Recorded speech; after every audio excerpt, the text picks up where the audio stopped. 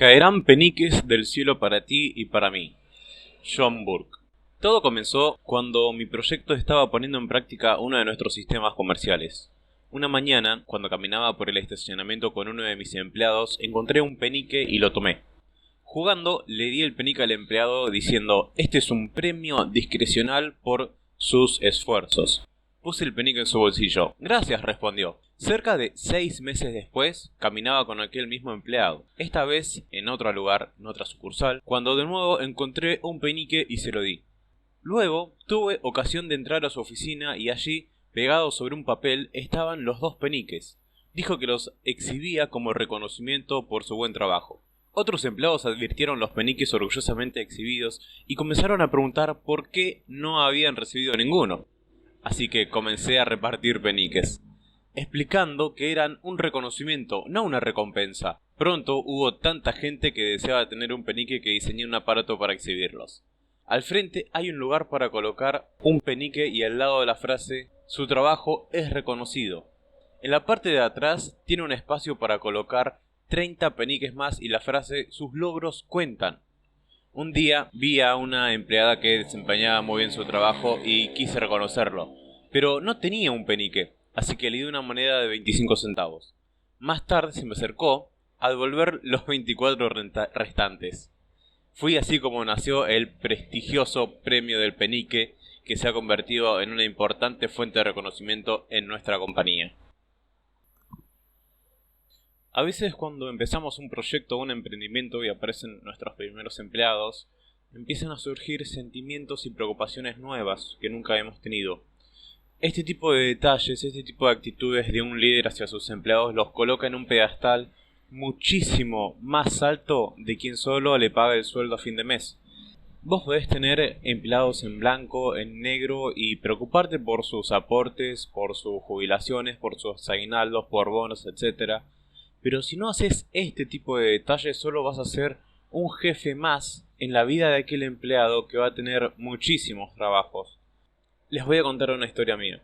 En una época me dedicaba a la venta de planes de ahorro e iba de ciudad a ciudad, de pueblo en pueblo, vendiendo de puerta en puerta a familias, a señoras, a abuelas y demás, los planes que yo tenía para ofrecer.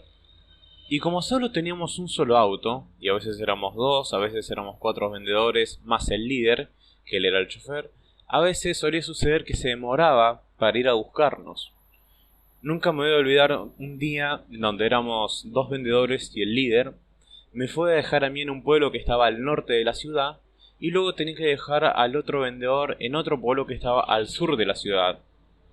Había como 40 minutos de viaje más o menos. Como los horarios en sí no coincidían con exactitud y como ya teníamos nuestra agenda planeada, si yo salía entre las 10 y 10 y media, a los 10-15 minutos como mucho él ya pasaba a buscarme. Pero ¿qué pasó?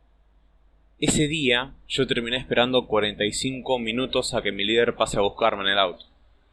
Yo estaba enojadísimo con el tipo, tenía una rabia increíble, muchísima bronca, porque lo intentaba llamar, lo llamaba y no me daba respuesta ni justificativo. Nadie sabía qué había pasado.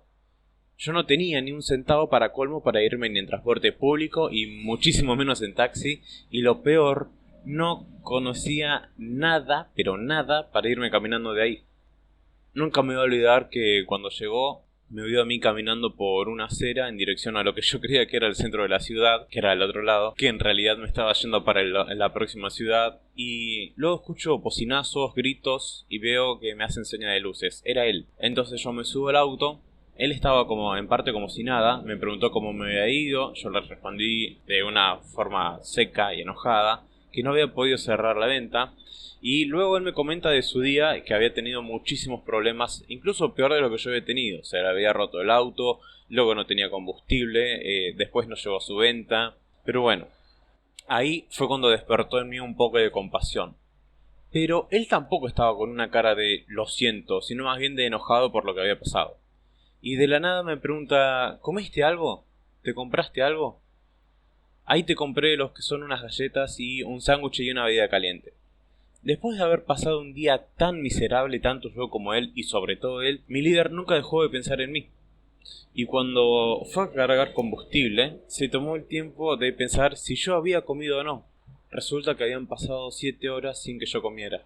Y nunca me voy a olvidar del sabor de ese chocolate caliente y sándwich que para mí fueron más valorados que un aguinaldo, que un sueldo a fin de mes.